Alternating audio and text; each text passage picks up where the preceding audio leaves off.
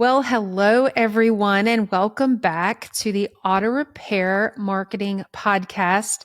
Today we're flipping the script a little bit, and I am technically your host, Kim Walker, and my co-host today is Brian Walker. And it's our privilege to have our good friends who are amazing coaches in the industry, Rick White with 180 Biz and Cecil Bullard from the Institute. We're going to be talking about kind of a deep topic, but we want to bring some positivity to it. So I'm going to get into that here in just a moment. But first, please let me thank our sponsors, which is RepairPal. Thank you, RepairPal, for sponsoring this podcast. They can help you grow your business and bring in new customers. Just check them out by going to repairpal.com/shops. So with that said, we're talking about hope after bankruptcy.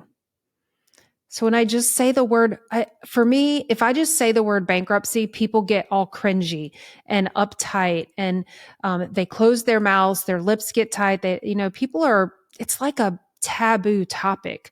And I guess I do that because I talk about all things menopause and everything else. So might as well talk about bankruptcy. But what I want to do, because I was having a conversation not too long ago with a shop owner, a married couple. I was talking to one of the spouses and understanding that they're in bankruptcy, and the other spouse is full of shame, doesn't want to talk about it. The person I was talking to, and I'm trying not to say whether it was a husband or wife in case they listen. I don't want to call anyone out, but there was a lot of, it impacts marriages, it impacts families, and no one knows about it. The person doesn't want to talk about it. They don't want to share it with anyone. And it just hit me. And I was encouraging them by saying, look, there are people who have recovered from this and are doing unbelievably well. You don't have to live in that box of shame. It is okay. And I believe there are other people who need to know about it. So I put some feelers out to some friends, and Rick and Cecil answered. Brian and I have been through bankruptcy. We are way on the other side of it. And I wanted to bring in some people that would have an open and honest conversation. And so when Rick and Cecil replied and said, I'm in, and they were both very quick about it. Like, heck yeah. And honestly, I was reaching out to them. I forgot about their stories, to tell you the truth. I reached out to them to say, do you have any clients that would be willing to talk about it? And they both said, I'll talk about it.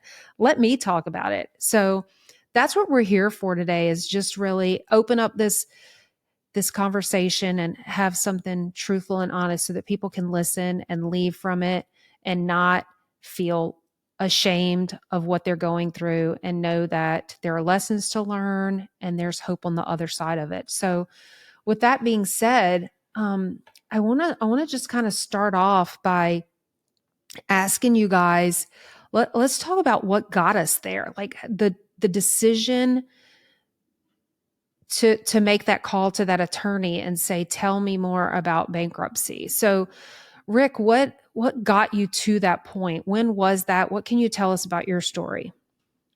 Well, first of all, I got to tell you, looking at the videos here, I feel like I'm in the dating game or something. We got Kim on one end and three guys here, bachelor number one. Um, That might be how I start going by it. That's funny. so I went bankrupt probably a long time ago. Hey, Rick, can you get a little bit closer to your mic? I could do this. How's that? Wow. Much, much better, actually. That's really good. The Barry White guys. I give you my late night DJ voice. I went bankrupt in 1989. So it was probably before some of y'all were born. I had a first No. shop. I started when I was 20 years old, and ended up getting in a car wreck, to getting divorced almost at the same time.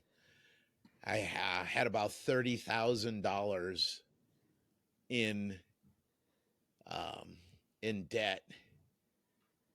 sold the shop for the debt just to get out of it. You know, it was one of those times in life where it was just too much. Everything was too much pressure. Um, and back then, I think if you do $30,000 in a inflation calculator from 1987, is when I actually sold the shop. It's a lot of money today. Um, Mm-hmm. and back then, our labor rate was $30 an hour. Um, and so I gave the guy, I sold it. We got everything. We went down, talked to all the vendors personally.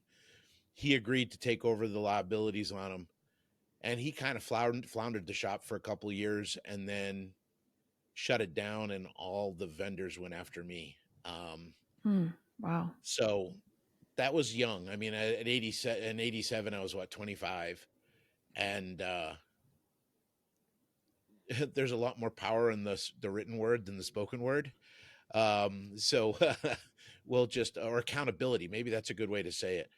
Um, so I ended up, at the time, I was working at another shop making $300 a week, and 150 of that was going to child support. So this debt was just way over what I could handle. I also had a $30,000 lawyer bill, so I was upside down by 60K on 150 bucks a week. Yeah. It was just no way out. And we sat down with a guy, and we started the process. And it was a hard process back then. You basically, they don't make it easy, or they didn't at the time, and it was almost like you had to do the walk of shame thing. Um, but it was one of those things that was the only way I could kind of move on. And my first wife, I've never seen someone um, write checks on a negative balance and not have them bounce. She was just a pro. I don't know how she did it. Her motto was, "I can't be out of money. I still got checks left."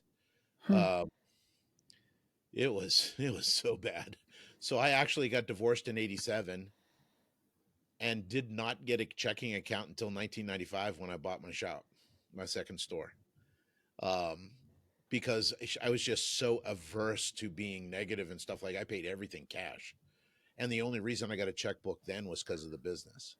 Yeah. Um, so it definitely changes the way you look at things, but I think it's important to recognize that it's just a lesson, right? I made some mistakes, and I think we all do. And mistakes aren't, I think what makes it dirty is when we have the expectation that we shouldn't make a mistake. Yeah. But the reality is we're going to make mistakes. And was it fun to Hmm. go through? No. But boy, was it helpful. It helped me get on the other side and start to rebuild. And you start looking around. What, Henry Ford went bankrupt 3 times before he started Ford Motor Company. Right. So, I just had to remind myself that my current location wasn't my final destination, right? Not unless I chose to make it that way. I love that. That's definitely a great takeaway. Cecil, what got you to that point? Where were you? I 19 2000, about 2000. So you got to go back a couple of years. I was in Palm Springs. I had 3 shops. I had part ownership in 3 shops. One of the shops I owned 97%, and I gave 3% to the manager to come manage it. About a year and a half in, I found out that I owed the IRS about $500,000, and I owed the state of California about 200,000.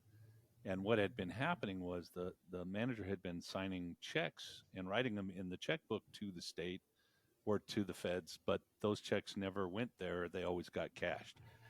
So I had 300,000 in my 401k, and I made a deal with the IRS that I would take that money out. They can't get that money, and I gave it to them to settle that debt. And then I worked about 6 months at the shop, and I remember it was August. It's about 180,000 degrees out, and one of my techs screwed something up, and I had been working there. I kicked the guy out, and I had 2 other shops that were, they were successful. But I was draining them literally every day trying to keep this thing going. It was about 6 o'clock at night. There was a angry customer because his vehicle, that we were supposed to put a timing belt on it, and it came in, I don't know, at 8 in the morning, and here we are at 6. It wasn't done, and my tech started it, and it sounded like someone was beating it with a hammer. Um, I took the customer home. Um, I stayed and fixed the car that night. About 10 o'clock, I took the car to his house. I got a cab back to the shop, and the next morning I called the lawyer, and I said, I just don't want to do this anymore. I mean, I was out of money. I had paid off the IRS. I had paid off the state. I had paid off every single debt that the shop owed, but I had no money. I had nothing going on, and so I didn't declare bankruptcy at that time because I went to the lawyer, and the lawyer said, no, just close the shop, sell the other shops, do whatever you want to do. So I sold the shops and I moved up to Utah. I moved from Palm Springs, where I had grown up for 35 years, because I was embarrassed because of the financial loss that I had, which I should have had control over, but I didn't have enough control. I didn't know enough at the time. And I want to make a statement here.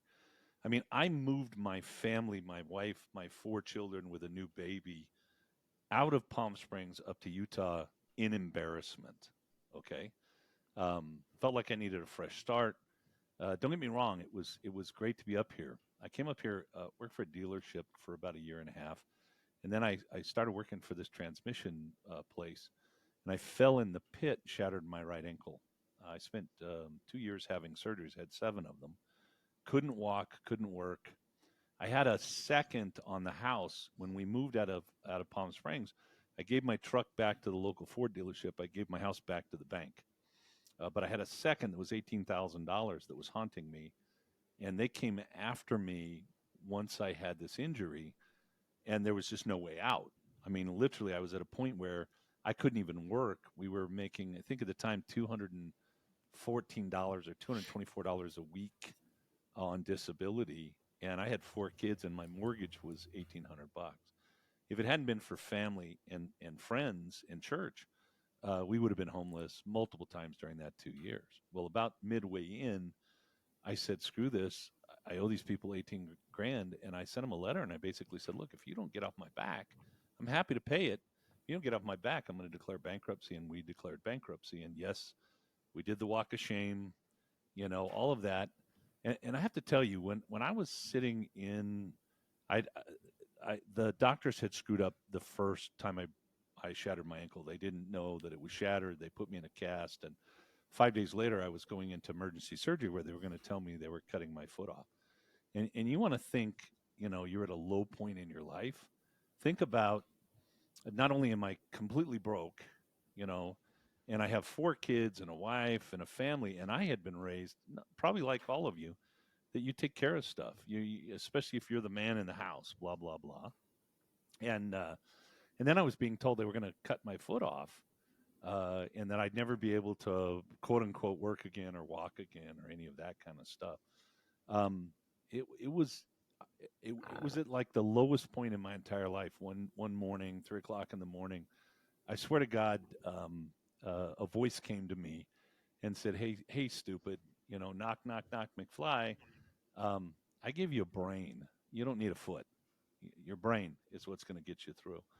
Hmm. And I had we declared bankruptcy shortly after that.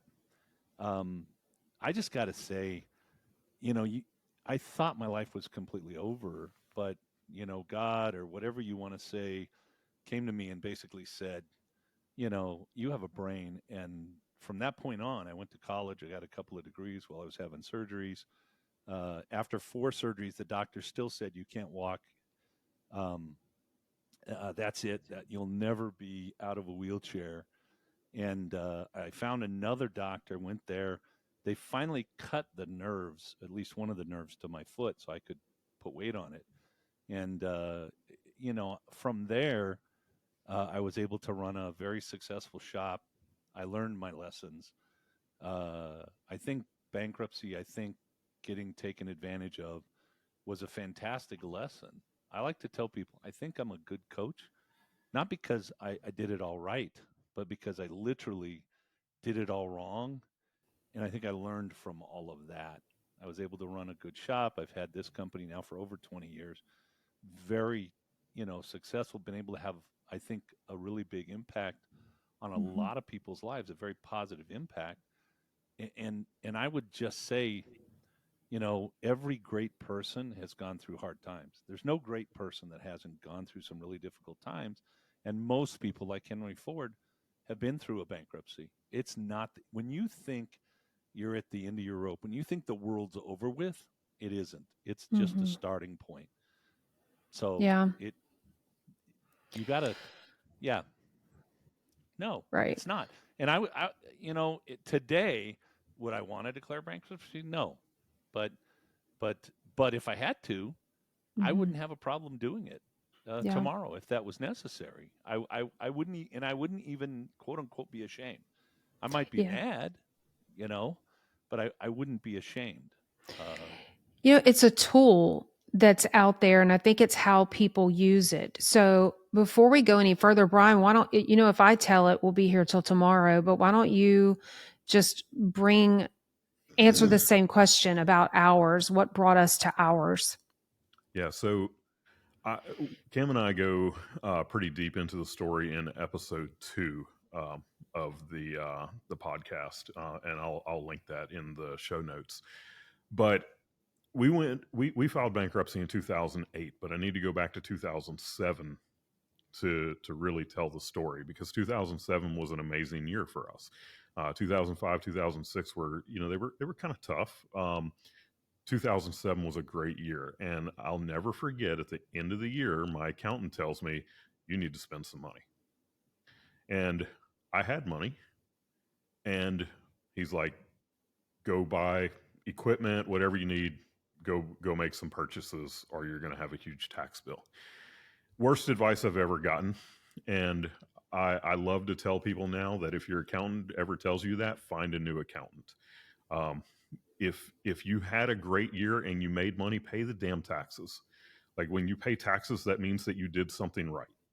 Uh, so don't be afraid to do that, because if I had not done that, then we'd be telling a very different story right now. But in 2008, I don't remember the exact date. I think it was August or so. We pull up to the shop one day, and October 8th. okay, October. So there's cones everywhere when we pull up, and next thing you know, they are digging up the end of our driveway. Um, and it was supposed to be a 3-week long road construction project. We're talking about a small, simple road construction project. They were putting in a turn lane, but they were putting in turn lanes all over the city.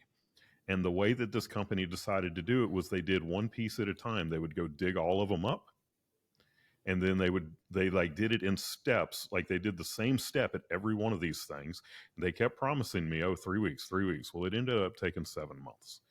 But because they kept promising me 3 weeks, I never laid anybody off. I was an inexperienced business person at the time. And I made some really poor mistakes. It really, I blame it on a road construction project, but the truth of the matter is I was not the businessman I needed to be at that time to pull us through that. And I made poor decisions, like paying my technicians that were standing around with nothing to do, rather than paying my taxes. And got way behind on taxes during that time. And basically got to the point at the end where I don't want to say that we couldn't pull out of it, because I look back at it and it's like we probably could have, or I know that we could have pulled it out. Or certainly, if you take the me of today and put me in that situation, it would have, we would navigate through it easily. But it was one of those things where the stress had gotten so bad that I basically burned the thing down in the end. Um, and we did choose to file bankruptcy. We were probably $350,000 in debt at that time, or with taxes and everything. The IRS was taking money out of our accounts. They were just going in and taking it. And we think we have enough money to make payroll, and we go in that morning and there's no money in the account anymore. And that's the kind of stuff we were dealing with, and the stress levels were so high. I will never forget just how stressed out I was. But anyway, we did end up filing bankruptcy, and at first there was a lot of shame that that came with it. But I remember the day that all of the filing was complete. Kim and I were we had driven separately to the attorney's office, and we went out to the parking lot. She left, and I got out and sat down in my vehicle, and I remember sitting in that vehicle just crying, and my Bible's sitting next to me, the seat next to me, and I picked it up and just flipped it open, and it flipped open to Matthew 6, and I have Matthew 6:33 tattooed on my arm. And did at that time. That was actually the first tattoo that I had, was that. And I flipped it open. It opened up to Matthew 6, and I start reading it, and I get to the part, about where he's talking about, how the birds of the air don't store up food, and basically, that God is going to take care of you. And there was a lot of peace that came through that moment of reading that. And it eventually got to a point, and it honestly didn't take very long, but it got to a point where Kim and I found ourselves where we were encouraging other people, because as soon as people start finding out that you filed bankruptcy, you start talking to other people that are like, oh, I did it too, and they're all Quiet. secretive about it and everything. But we have, through the years, been able to encourage so many people that have had to file bankruptcy. And I think that's why Kim, felt so much like we needed to record this episode, because it has been part of our story, and we've been able to help, so many others out with it. Well, and you guys are friends with me on Facebook, so I'm pretty wide open. Like, I put it all out there, and like Brian was saying, we've had, there's so much to our story, but when we also moved. We packed up just like you, Cecil. We packed up and we moved from North Carolina back home to Louisiana and restarted. And same thing, we pretty much broke it down to nothing. We lost or gave back everything.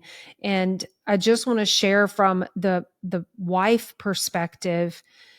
Brian mentioned that we drove in separate vehicles. I still remember that day very, very well as well, because I got in the car and drove off. And it's funny, I never knew what Brian did until just now when he said it. But I pulled off and went down the road and pulled into a parking lot and lost it. Just crying, because you work so freaking hard to get to, to come to that point and make that decision. And I remember my daddy, who was a blue collar worker. He was a welder. And as a small child, I remember hearing the word bankruptcy, and it was associated with failure and misery and just, it was all bad. It was terrible. And so when that word was brought up after all the work that we had put in, I just remember thinking, we'll never recover from this. Like that is the bottom.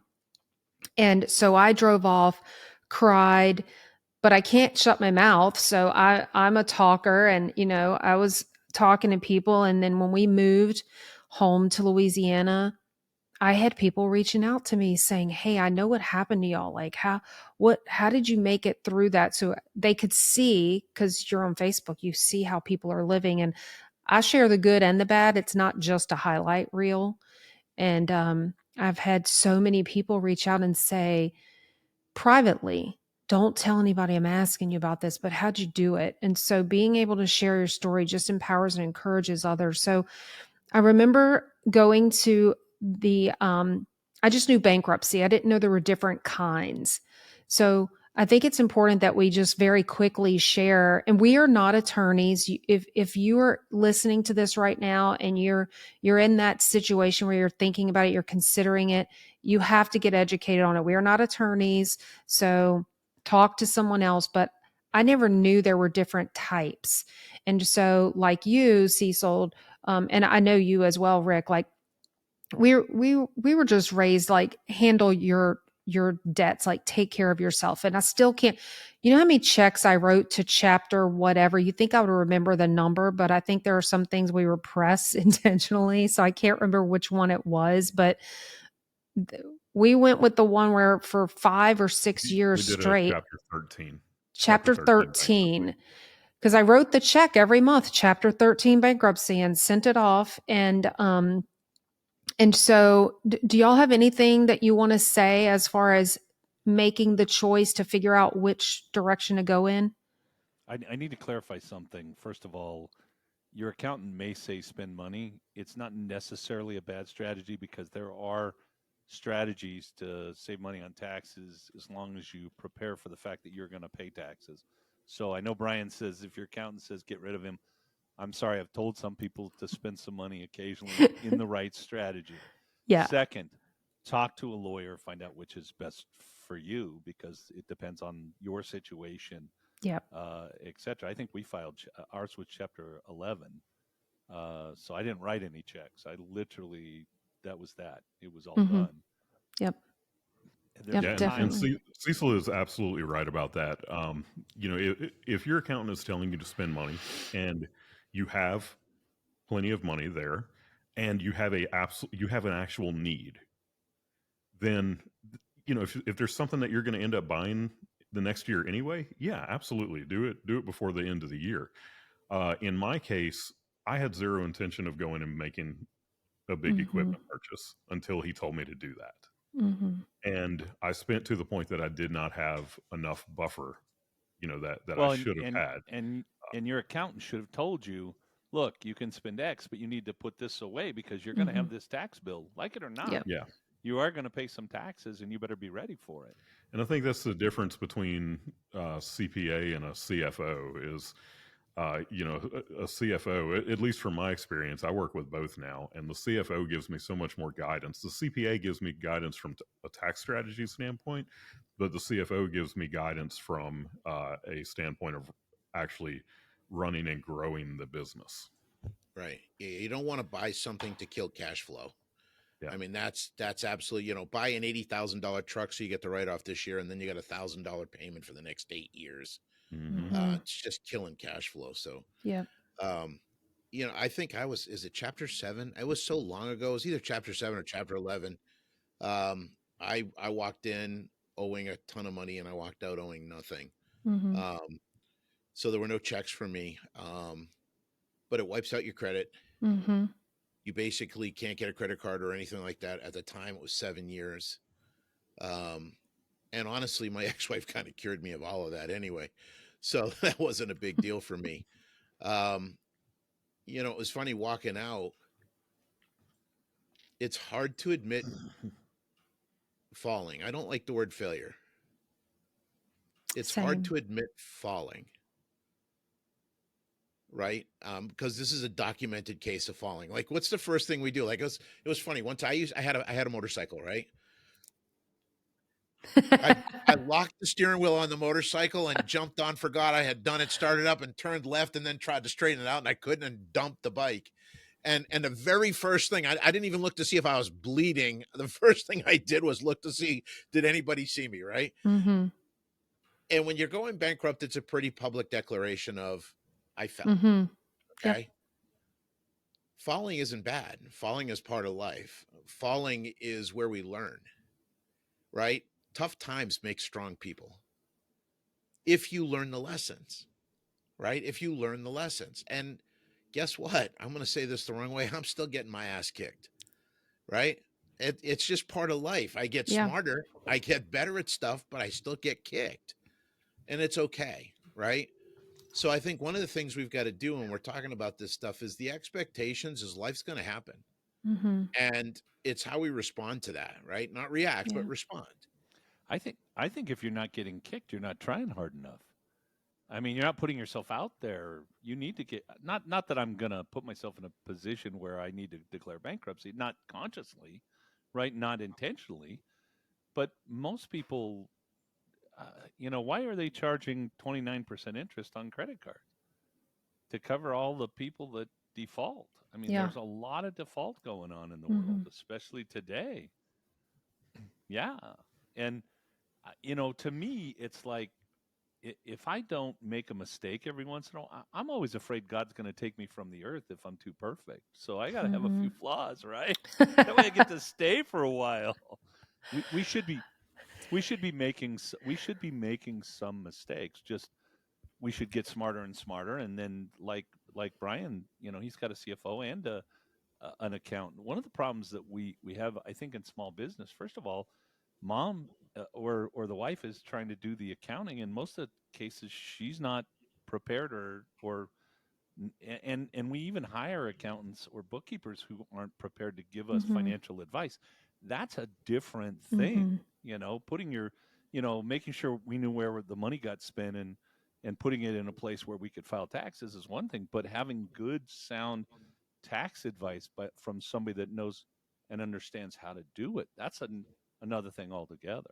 You said earlier about the word failure. Brian just wrote a blog titled Failing Forward, and we'll probably be doing a podcast based on that. But that is something, whether you use the word failure or falling, and there's so many different perspectives on that. We've been talking to our son constantly because he's in a high stress, high paced, like super stressed out environment.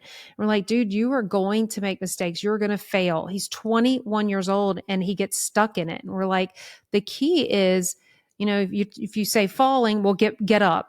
Like, it's time to go. Get up. Don't stay down there. If you're going to fail forward. Which is the same thing, right? So we're just repeating that to him over and over and over again. And he's only 21, but there's people still, that just have never picked up on that and they just stay down there. So And I love what y'all are saying about that. so one of the things I think is important to tell Peyton is that West Point isn't looking for perfection. It's looking for resilience. For sure. Yeah. Right. And that's what we need to be. Perfection. I tell people all the time, there was only one perfect human being in the world and we done crucified him, Mm-hmm. so perfection's out the window. In fact, it's, Yep. I believe, the lowest standard you can set for yourself Mm-hmm. because we all know it's not attainable. One of the most comforting things I ever heard.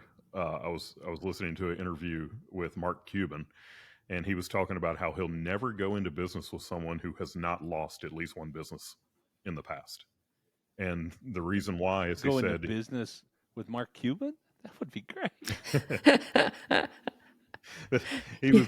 was talking about how people that have never lost a business before, they think that they're invincible, and there's so many lessons that they still need to learn. And he rattled off like all of these famous entrepreneurs, like y'all talked about Henry Ford, but he rattled off all of these famous entrepreneurs and how many of them have failed in business, in one way or another, and some of those included bankruptcies.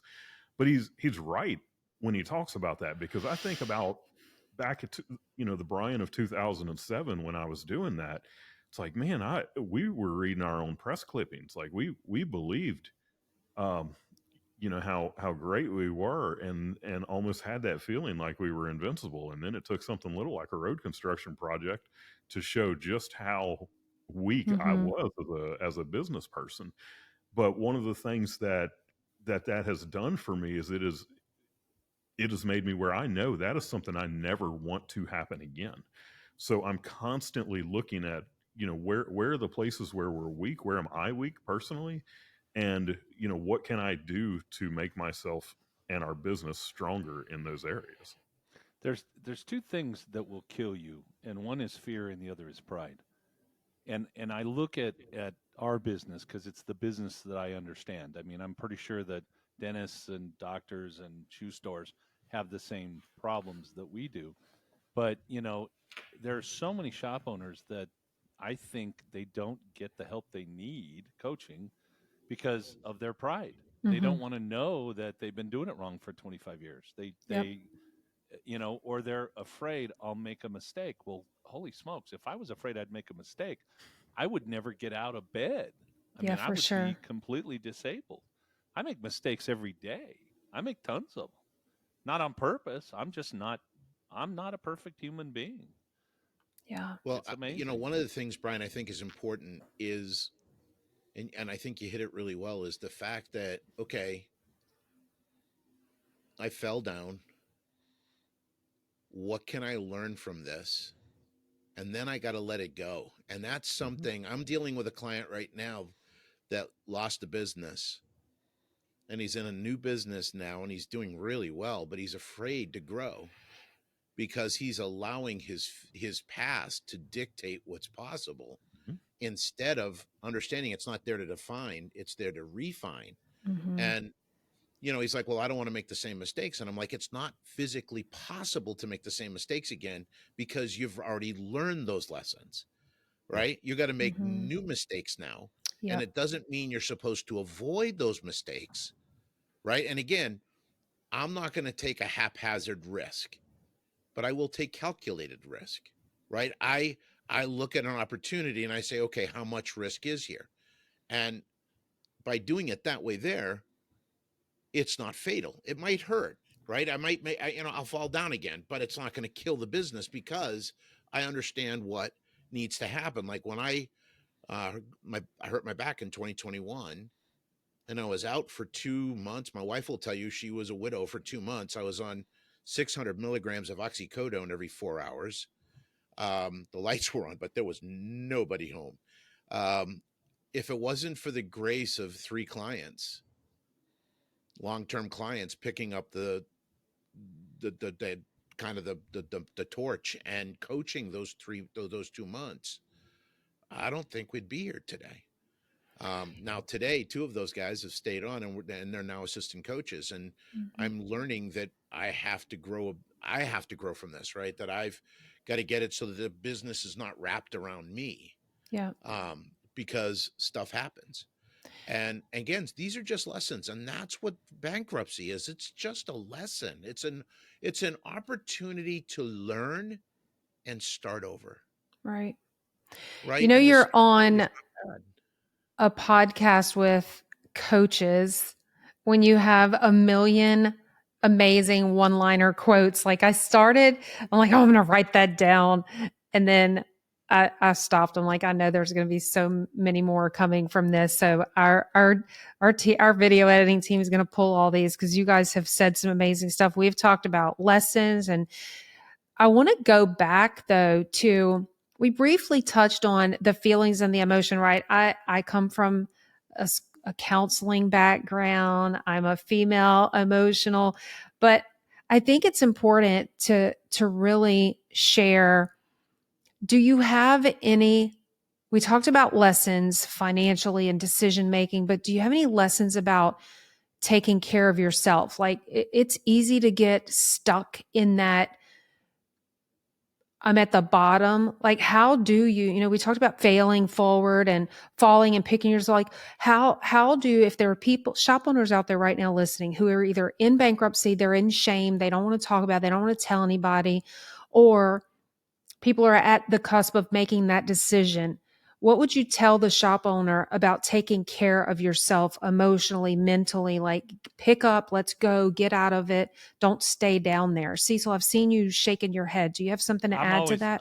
I'm like, I think people would look at me and they go, "Well, there's a guy that's got it all together. He's, blah blah blah blah blah." That's all BS. I mean, frankly, I've sat in my car and cried. I have literally stayed up all night worrying about a situation, an employee, a customer, whatever. Right? Am I going to make it through this? Um, don't torture yourself. Right? I mean, I think Brian kind of said it, the verse. I mean, you know, uh, there's a bunch of books up there about self-help. I don't know, 15 years ago I was like, okay, I'm a wreck. I need to figure this out. So I bought all these books, and in most of them there's kind of this idea that the universe provides. If you're in the right place, the right answer comes. Blah blah blah. God provides for us. We are supposed to make mistakes. We're supposed to pick ourselves up. We're supposed to learn from those things. Don't wallow or sit in your misery. It's not the end of the world. It's so funny because I had this conversation the other day, and then these young kids, they get their first heartbroken the first time. They're 12, 13, 15. They don't have all this experience. So this one time my heart is broken, it's the end of the world, right? And some of these kids actually commit suicide. They do things that dramatically change their potential, etc. And when it experience is the teacher. All of us have been. I had my heart broken many times, you know, and I felt that way. I felt like it was the end of the world when I lost my business. When the IRS came and shut my doors and drained all my accounts and said, you know, and all of a sudden I've got no money and I find out I'm 700 grand in debt. It's the end of the world. I might as well just, you know, kill myself. I might as well, you know, because there's no getting back from here, except there is. I mean, through I don't know, perseverance. We all walk a tough road sometimes, you know, but we keep walking through it, and there's a brighter day. I live by a specific motto, and it's a weird motto because today, if everything's bad, I know tomorrow's going to probably be a really good day. So if it's horrible today, I Mm-hmm. know, okay, tomorrow the sun's going to shine. The reverse of that, however, is if the sun's shining today, tomorrow might be a bad day, right? Mm-hmm. And you just have to keep walking one step. How do you get through bankruptcy? Well, you put one foot in front of the other and you move forward. You know, how do you get through Yeah. betrayal? You put one foot in front of the other and you move forward. There's Yeah. still good people. There's still great.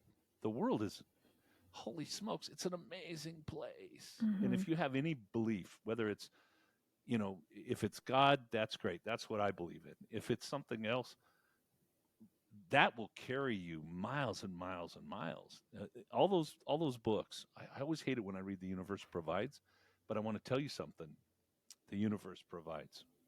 It, Yeah, that is great advice. I love that you've shared a couple of things. One, don't stay down there. Don't stay in your misery. One step at a time. I love the books. We've all, Rick, you're a huge reader. I know that too. What would, yeah, what would be your, like, do you have some steps? Like, do you have some practical, hey, you're down there in the dumps. You got to, I think we have to process where we are. I think it's good to recognize where you are, but you just can't stay there. What would you tell someone to get up and get out of that? There's a saying, there's that song, you know, when you're going through hell, don't stop moving, right? Right. But too many of us set up camp. We're roasting marshmallows. Hmm. Um, you know, I'm going to speak from a male perspective because that's the only one I know. I don't know about everybody else, but I was hardwired to protect and provide. And when I went through the bankruptcy, I felt like I was the ultimate failure of both. Okay. And what got me really through, because I was going through a divorce at the same time, right? I ended up losing my two kids, and not seeing them for 7 years. And I mean, that's a whole different story right there.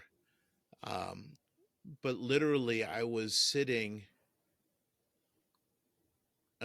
staring at the Rocky Mountains and thinking, this is over, this is over, this is over. And a voice, I swear, was heavenly sent, said, this is not the end of your book, it's the end of your chapter.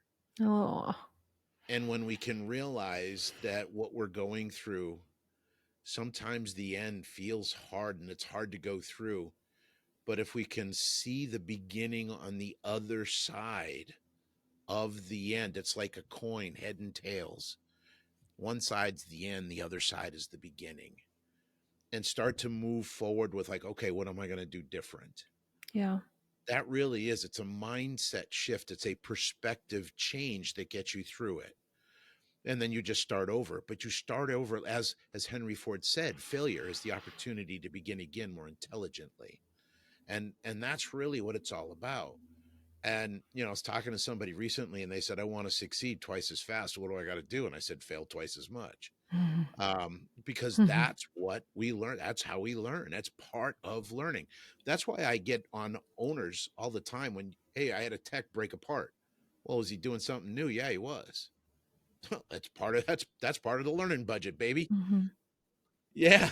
Yeah. Yeah. So you're going to yell at your tech for breaking apart. So what do you think the chances are that guy's going to try and work on new stuff again? Like, he's, number one, he's not going to, and number two, he read somewhere that 3 gallons of blue goo will hold 15 pounds of pressure, and you'll have this mound of blue silicone under where you're, under the hood somewhere, trying to hide it. For me, it really was just a perspective change. There's not, I don't think there's steps. I think it's realizing the bankruptcy sucks, and it's okay to say, "Hey, this sucks," Mm-hmm. right? There's a piece of shame. Now, I didn't move. I stayed where I was, right? I don't know, $150. Where the hell was I going to go? So, I stayed where I was, and I just rebuilt and, did it a little better, and then Yeah. did the next one a little bit better. I Cecil. think I just want to make something kind of as clear as I can make it, and that is it's okay to be miserable, right? It's okay to feel pain. It's okay to say, "Wow, this is horrible. I'm Mm-hmm. going through something that is terrible," and it's okay to cry, and it's okay to gnash your teeth and kick the wall if you want to break your foot or whatever. But if you stay there, that's the Yep, difference, right? for That's the sure. and or if you use that as an excuse never to move forward again, Yep. right?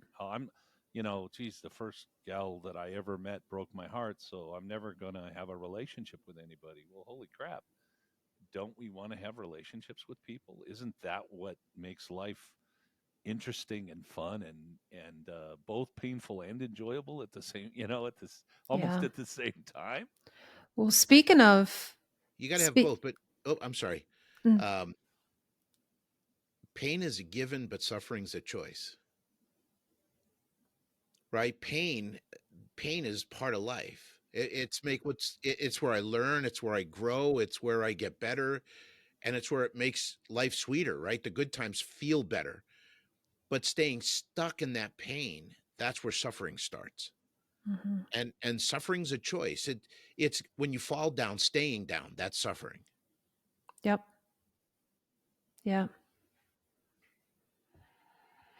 Well, you both sorry. And I was just going to say, you both said something that I think was super powerful. And Cecil, you talked about the relationships that are necessary, and Rick, you talked about being a provider, and I forgot the other P word that quickly, protector. And I think back to when we were in the midst of it, and Brian is so much the provider and the protector, and he worked so dang hard. I remember him working all day. He was doing the mobile mechanic thing, and he was killing it and working hard. And then he'd come home and he was delivering pizzas for the local pizza place. And he's the type that, like, we have bills to pay. I'm going to work until we can, like, he wasn't sleeping, and he was just working so hard and doing all those things. But one of the things that also happened was, you mentioned earlier, Rick, was you said, actually say this sucks, but who I want to say from the female perspective, don't forget to say that out loud to your spouse. Like, have those conversations. They're hard. It's not fun, but we talked about things. There were things that I know we both probably didn't share about just how deep our fear was, just how miserable we were, but we did talk through those things as well. So just don't forget the relationships, how important they are. Brian, what would you add to that? Well, the one thing that I really want to make clear as we're talking about this too, we are telling you that if you're in a situation where you have to file bankruptcy, it is okay and you will get past it. But I also want to make it very clear that bankruptcy does suck. If it hasn't been clear enough, from the discussion that we're having here, it sucks. And I've seen a conversation recently in one of the industry Facebook groups where somebody was thinking about filing bankruptcy over like $25,000. It's like, oh my gosh, Kim talked about me, going to work. I mean, working 2, 3 jobs. If I needed to come up with an extra 25 grand to, I can do that over the course of 4 months if I needed to, especially in this world with the gig economy. And, I'm driving Uber and delivering DoorDash and, doing whatever you have to do to make that money. You can do that And anything that you can do to keep from having to file bankruptcy is a better alternative than filing bankruptcy. But there are times like where we were, where we had payroll due and the IRS had just gone in and wiped us out. And that kept happening over and over. And as much as we were fighting, we couldn't do it. We had to file bankruptcy. There was no other way out for us at that time. But if you can get around doing it, if you don't have to do it, don't do it, because it is not a fun thing to deal with. And I think that a lot of people who file bankruptcy are thinking about filing bankruptcy. If instead they would just say, you know what, over this next 6 months or this year, I'm going to work like I've never worked before, they could possibly get past it without having to do it. And keep in mind for our listeners that each one of us, we think there is a chapter 7, a chapter 11, and a chapter 13. It doesn't matter which one you end up going with. They all hurt. They're all miserable. They all are painful, but there's hope on this other side of all of them. And so I think there's a lot to take away from this. So, There's there's one more thing I just got to say, and that's, provider protector. That's how I was raised, and I think the other men in here, that's how we were raised. I mean, and I think you have to not be afraid to accept help from other people, because some of us, I think sometimes, I mean, like I said, if it wasn't for my church and my family, we would have been homeless multiple times during that, while I was having those surgeries, et cetera, et cetera.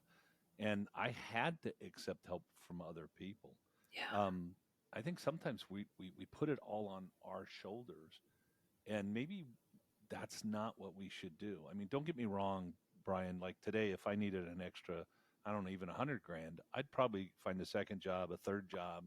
Can I write art? What can I do? Right? Because there's a lot of a lot of things you can do. But I think also, if somebody says, "Hey, let me help you," say, "Okay, help Yes. me," right? For Get sure. help. I mean, I think all of us occasionally will work with somebody who they got no money. They're in a position. I've had multiple calls. Hey, Cecil, I've got somebody I want you to work with. Sometimes I have an ex-client who's like, I'm going to pay for this person. Yep. And sometimes it's just like, hey, Cecil, can you help this person? If you're in the plus side, give back. Yes. Right? I mean, consciously say, wait a minute. I remember when I was down and somebody helped me. I need to help, right? And if you're in the minus side, don't forget to look around you. And if somebody comes to offer help, accept their help. Let them Absolutely. help you. It's hard to do. Too often we think give and take is a line, right? Giving and receiving. It's actually a circle, I can't right? never pay back what was the help that got my family through those 2 years. I Yeah. can't pay that back. Right. I can only try to pay it back. Yep. It's not a line. It's Yeah. it's you do what you can do when you can do it. I I think love that. that's yeah. Any last words? Yeah. Go ahead, Rick. I'm sorry, Kim, you brought something up about being able to talk with your significant other, whatever that be, the relationship. And I think that's super, super important. And I know for me, it was really hard because every time we brought it up, I felt like a failure. So That's guys, true. if don't avoid the conversations with your spouse or your significant other because they're going through it too. Understand it was not that you were a failure. You had a business that failed. You had something that failed. That's okay. Learn from it. Don't own it. Don't make it your identity, right? That's the biggest Yeah, part of it. Don't make it your identity. don't carry it on your back for the next 50, 60, 70 years. It ain't Absolutely. worth doing. Yeah. One of my favorite movies is Scrooge. And the reason for that is the chains, Marley's chains. So many of us have chains like that we've created. And all we've got to do is let them go. But nobody tells you that you can do that. We all carry way too much baggage. We don't need to. We can let it go and learn from it. But the let it go is the important part, Yeah. right? Learn and then let it go. I love what you said about the identity part. I could write a whole book. I could do a whole nother series of podcasts all about that one thing. About people thought my last name was Peak because our business was Peak Automotive. So I totally get it. And it was a very hard thing for me when when peak was no longer a thing. But I'm so happy that we did this. I think the conversation is just phenomenal. I have a feeling that it could be like a Jocko podcast. I think we could go for hours and hours about this. So, but I want to wrap it up and ask each of you, for your last word. Is there anything that's been just burning on? I just want to get this in there. Do you have any last lesson or tip or feedback or anything that you want to share? Cecil, do you have anything? Take the next step forward. Just keep walking, because you'll walk out. You'll get to the promised land at some point. Right. Brian? I would say if you find yourself in that situation where you think you need to do it, get some outside consultation. And I'm not talking about just from an attorney, because the attorney's job is to sell bankruptcies, get some outside consultation, and you may have to figure out some kind of way to make some money to pay for that or something, but get someone that is outside of the emotion of the situation to look at everything and help you determine, is this really the right thing to do? And if it is, do it unapologetically, move forward with it, and get on the other side of it. And also, don't let it be that thing that causes so much fear in your life that you can't go out and do it again.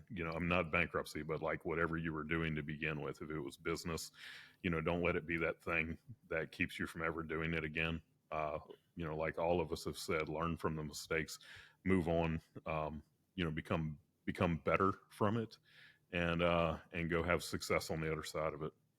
All right. Rick? So I want to touch on just two things. Number one, if you're thinking about, do I stay in business, or do I keep pushing money, or do I go bankrupt? You're kind of at a crossroads, and nothing's happening until you make a decision. Go all in one way or the other. If it's possible to avoid bankruptcy, I think everybody here would tell you avoid it. I need you to understand that I said it sucks, but bankruptcy is not an event, it's a journey. And how long that journey takes is up to you, and how long you're going to get stuck in it, or how long you're going to push through it. You're going through hell. It's going to suck, but get through it. But realize there's a beautiful life on the other side of it. And just do what you got to do. Yeah. So my own personal final word actually goes back to something Rick said about, if your spouse, your partner is not in a place where you can have that conversation.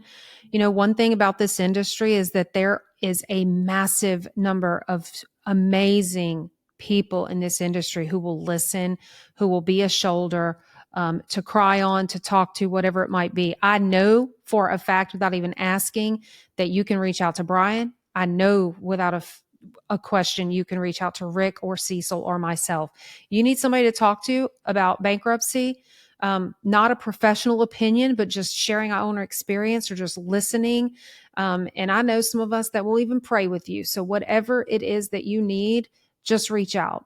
We are an email, a Facebook message, whatever it might be. We're not difficult to find. So reach out to someone and talk about it. So with that said, guys, oh my gosh, thank you so much. We're the marketing podcast, and we not talk a lick about marketing. That was not our intent, but I did a search for podcasts all out there to see if, hey, has this already been covered? Let's not recreate the wheel. And I had a very difficult time finding anything. So I really appreciate you joining me on here, giving of your time, and talking about this taboo topic and letting people know there is hope on the other side. So for those of you that are listening, thank you once again for listening in to the Auto Repair Marketing Podcast. I want to ask you, if you have any questions about marketing or whatever it might be, automotive related, you can reach out to us, and that we're either going to write a blog or record a class or a podcast or something about it. So send us your questions, your feedback, your comments, all that stuff to ask@shopmarketingpros.com or podcast@shopmarketingpros.com, and we will answer that for you. Also invite you to join us in our Facebook group, the Auto Repair Marketing Mastermind, where we just got over 1,000 people in there. We're very proud of and excited. It is a great group with a lot of really valuable conversations. So with that being said, please join us over there. And we appreciate you listening in. Brian, I know you have some last words. Well, before I do, Cecil, how can people reach out to you? Yes. Cecil at wearetheinstitute.com. That's my email, personal email. I will always give someone some of my time. And I think if you put us in a room, some of us in here know quite a bit about the automotive business. So we might be able to help there also to give you some ideas to think your way out of this. Yep. All right. And Rick, how can people get in touch with you? It's Rick at 180BIZ, biz.com. All right. Well, thank you again for listening. We are just one podcast on the Aftermarket Radio Network. You can find out about the others at aftermarketradionetwork.com. I want to thank our sponsors, Repair Pal, again for sponsoring this episode. And we're glad that you listened. So I hope you'll listen in again next week. And until then, go fill those bays.